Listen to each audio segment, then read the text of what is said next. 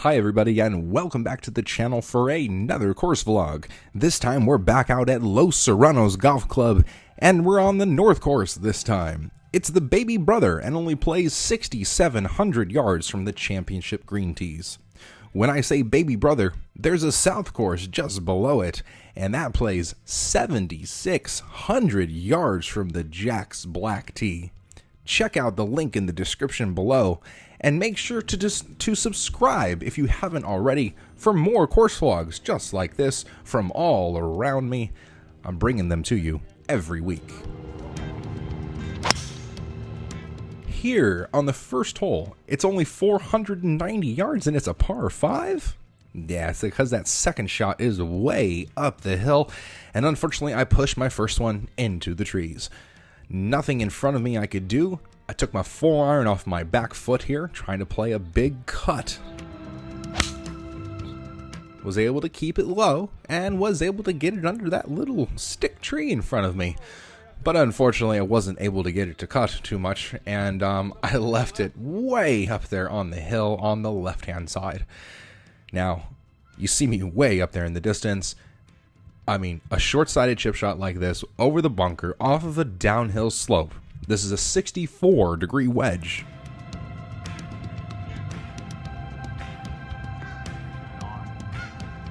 To start the day with that kind of a shot, I was pleased.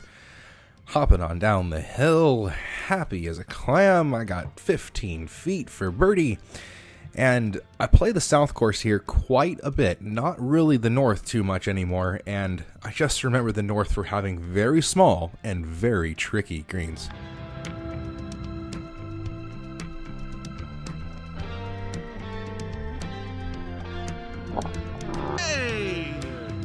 There we go. That's the way to start off the day. I thought it was pretty cool to slow it down there for you guys. You can see the little design there on that new TaylorMade ball really in action when I'm hitting it online. Number 2, downhill par 3, 189 yards. Thought I'd be cool and give you guys a second camera angle here, and then I just hit a giant fat shot that decided to go nowhere and leave myself 15 yards short of the green and 15 yards short of this back flag. All the flags here are orange. Gotta know the sequence to know where they are, and try to leave this one close so that I'd have a stress-free par and be able to validate that birdie from before.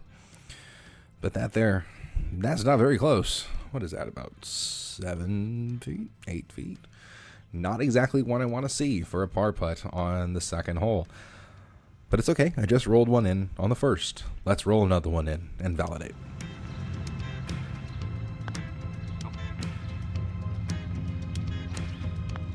Nope. No validation. Okay, 473 yards, par 5 from the tips. Severely up the hill and a dead straight hole. But I'll tell you guys right now, this here is a precursor to the rest of the day. Well, hopefully not the rest of the day. We'll see how it turns around, but those drives going left is something that I had to figure out during the first couple hours of this day, not making the adventure as easy as it normally is. 215, and I'm taking all I got here with a 4-iron. Off that really weird hanging lie, I was just trying to get it up and over that set of trees that's there in front of me and up anywhere next to the green. Ended up in the front bunker up on an uphill slope, so I was able to take just my sandwich, 59 degrees, and blast it on out of here.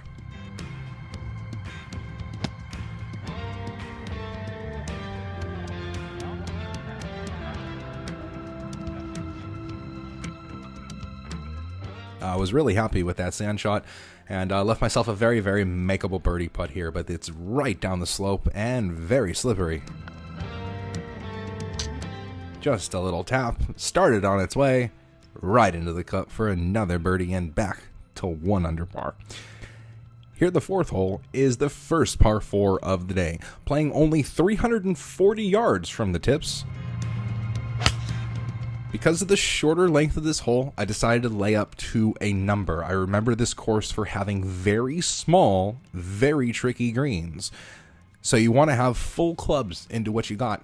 That's a 5-iron off the tee to leave myself a full pitching wedge here into the green. 1-4-1. Let's knock it close.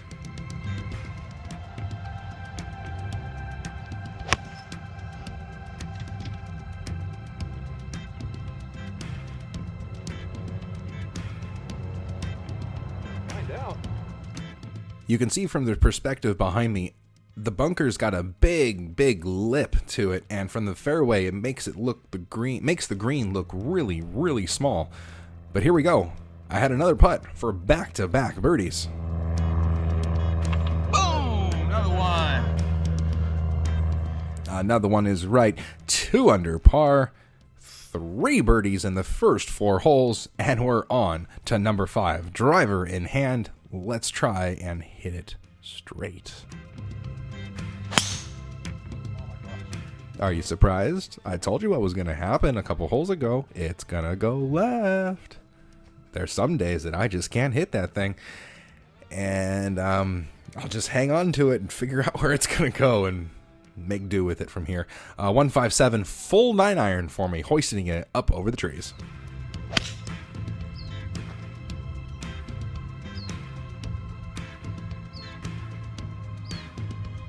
I was really happy that I was able to get a solid shot on that and hit it somewhere on the green. Was not too happy with the hole location, though. Hanging up on that back shelf, it's an infinity edge behind the green, and man, your depth perception is just so strange when the tree that you're looking at behind you is like 20 feet below you. It's just a really weird perspective. Doesn't really go into as a good putt there. So doing the best you can, leave yourself a makeable par putt. Let's go left. But sometimes you just can't make them. That's just the way it goes sometimes, but it's all right. The next hole, hole 6. It's a nice little par 3. Looks nice, right? Straight down the hill. That's why you can't see anything in front of you. It's playing 184 down the hill. That's an 8-iron.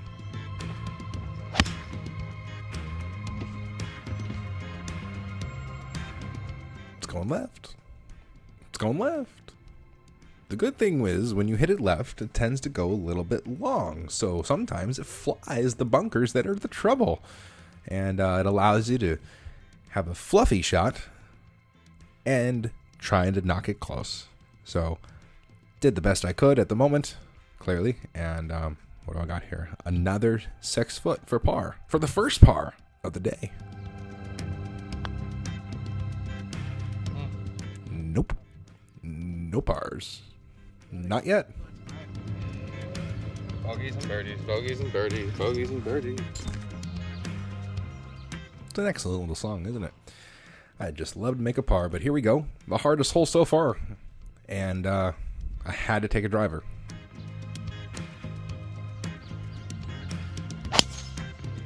But 4 left. It was going left once again. Luckily, you can see down here, there's a ton of room, and just had these big trees in front of me. It's another big 9-iron, playing it off my front foot, trying to hoist it up high.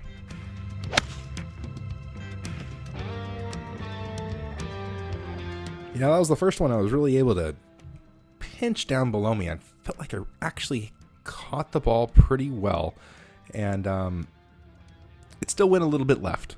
That's okay, though. It's still close to the hole, and sitting here in the fluffy stuff, I was trying to get it up and down once again, using my sand wedge. Finally hit one up there a little bit closer than all the rest of them.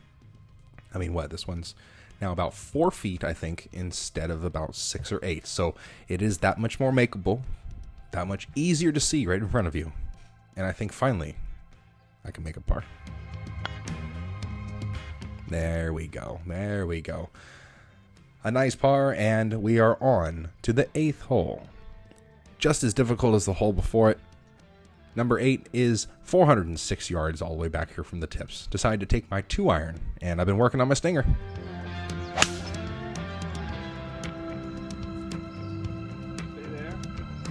That was beautiful. I was so happy with that thing. Finally got something to really be controlled down there. And 142, this is a pretty standard pitching wedge. Now this green is elevated. You can't see a thing. It's right over the bunker. You just got a little stick floating there.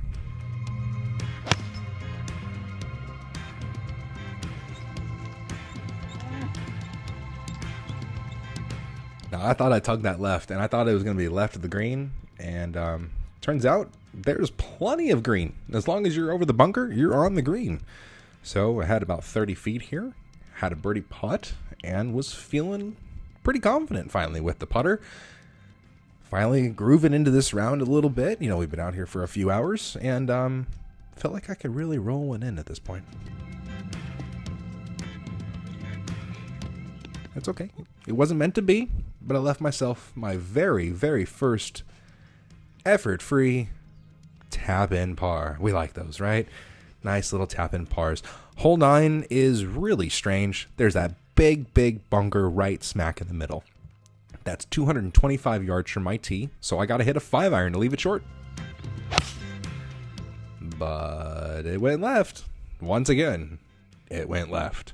Now, after I left this shot, I really started looking down at my grip. I started looking at my stance. I started looking at everything. I'm just like, okay, what's going on? Everything's going left. I got to figure something out. So I weakened my grip really significantly, especially my right hand, weakened my right hand down, took a couple of these practice swings to try and swoop the ball over to the right and try and really hit kind of an exaggerated slice. And let's see what happens.